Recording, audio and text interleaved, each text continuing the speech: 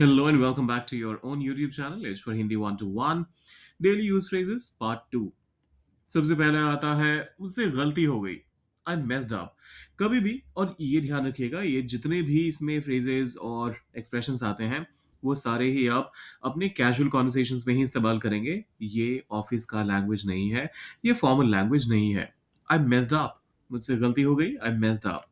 फिर आता है मैं तैयार हूं। मान लीजिए आपसे किसी ने पूछा पार्टी में चलना है, आई मीन कहीं ट्रिप पे चलना है, आई मीन मैं तैयार हूं, आई एम रेडी तो आप कह ही सकते हैं, लेकिन एक और नया तरीका आप लोगों के लिए, आई एम इन।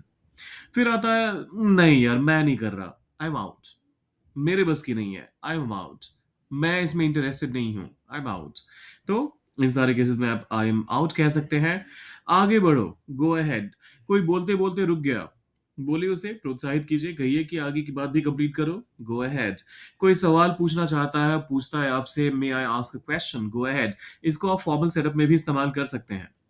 फिर आता है ठीक है, सही बात है, फेयर इनफ।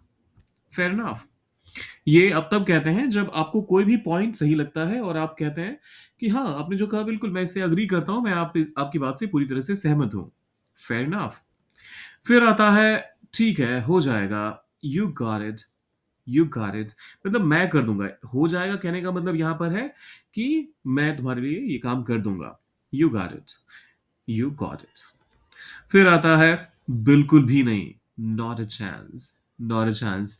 अगर मान लीजिए आपको लगता है कि किसी से परमिशन लेनी है, बॉस कल छुट्टी के लिए मान जाएंगे क्या, नॉट अ चांस।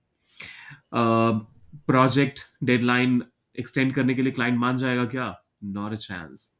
तो ये थे हमारे आज के 7 फ्रेजेस। अगर कुछ बढ़िया लगा, कुछ नया सीखने को मिला तो सब्सक्राइब, लाइक और शेयर करके जाइएगा। मिलते हैं जल्दी।